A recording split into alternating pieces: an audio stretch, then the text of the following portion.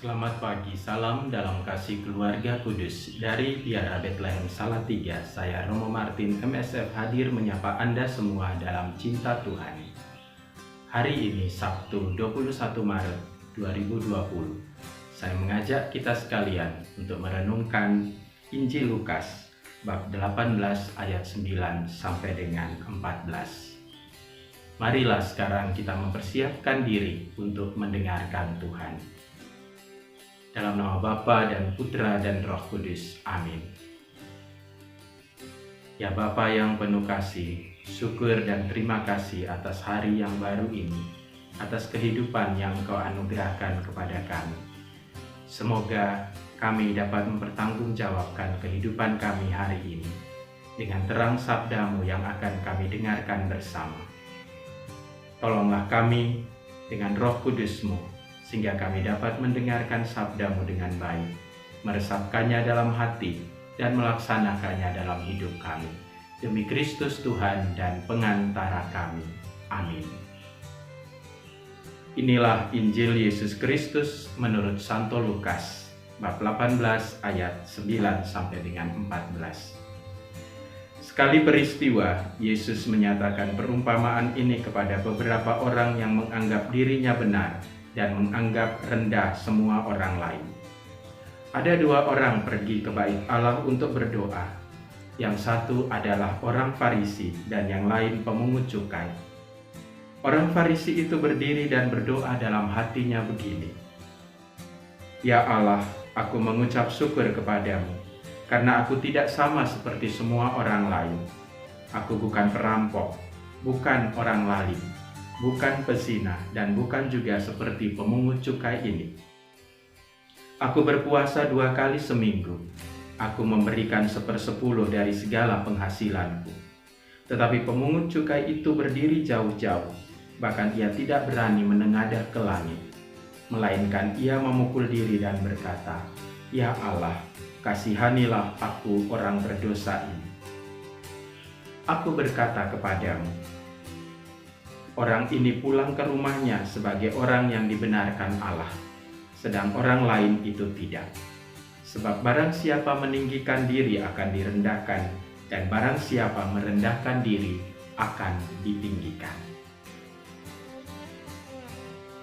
Saudara-saudari yang terkasih di dalam Tuhan, banyak orang mengatakan bahwa adalah lebih baik jika orang lain yang menceritakan tentang kebaikan-kebaikan yang sudah saya perbuat.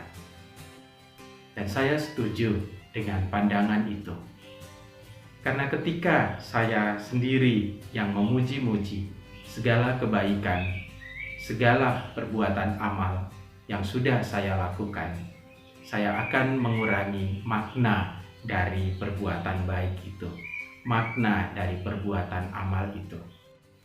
Dan bukan menjadi kebudayaan kita, orang-orang Timur, bahwa kita memuji diri kita sendiri. Alangkah lebih baik jika ada orang lain yang dengan tulus memuji apa yang sudah kita perbuat, yang sudah kita lakukan. Bacaan Injil pada hari ini menampakkan dua sifat manusia di hadapan Tuhan. Sikap yang pertama adalah membenarkan diri sendiri, dan sikap yang kedua adalah mengakui diri sebagai orang yang berdosa. Sifat pertama dari manusia ditunjukkan dan diwakilkan oleh seorang Farisi yang datang ke hadapan Tuhan, melaporkan segala kebaikan-kebaikan, keutamaan-keutamaan yang sudah ia lakukan. Doa semacam ini menunjukkan doa orang yang kurang beriman. Bukankah kita percaya bahwa Allah Maha Tahu? Bahkan Ia mengetahui diri kita lebih dari segala-galanya, lebih dari yang kita ketahui, karena Dialah yang menciptakan kita. Maka Ia tahu segala sesuatu tentang kita.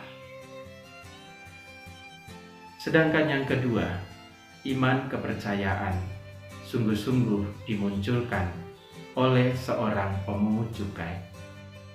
Ia sadar bahwa ia telah berdosa, namun ia tidak perlu melaporkan semua dosa-dosanya, karena ia telah tahu bahwa Tuhan sungguh mengetahui segala sepak terjang kehidupannya. Maka hanya dengan penuh penyesalan, ia menepuk dadanya dan ia berkata kepada Allah, "Ya Allah, ampunilah aku orang yang berdosa ini." Inilah sikap yang diharapkan dari orang beriman.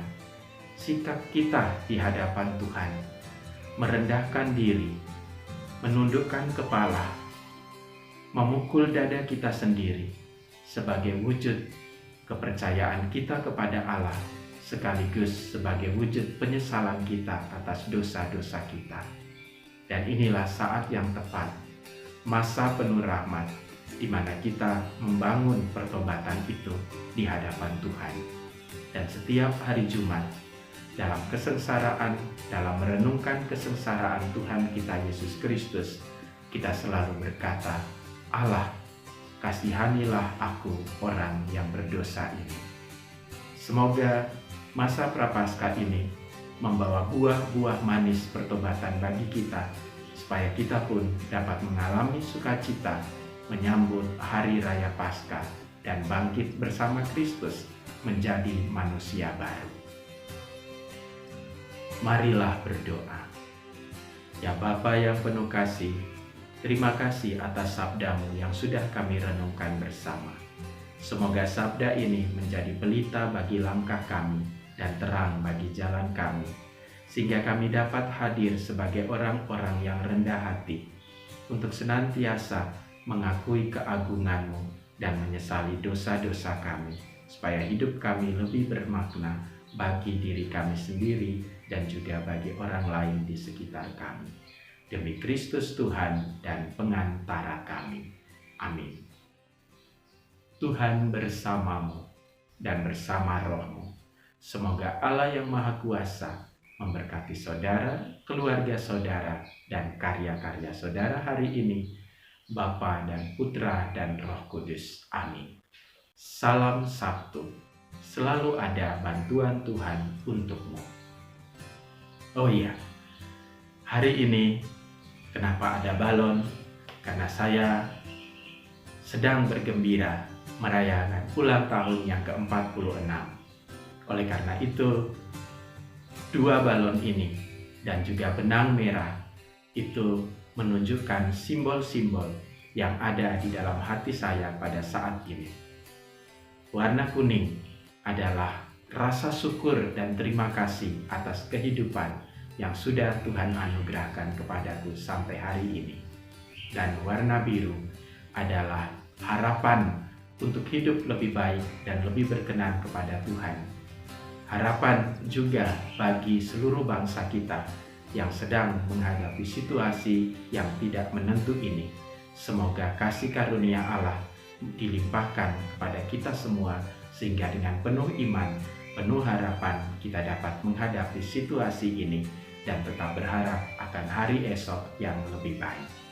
Sedangkan benang berwarna merah melambangkan kesediaan untuk berkorban, untuk memberikan diri kepada kemuliaan Allah melalui pelayanan imamatku di dalam hidup selanjutnya.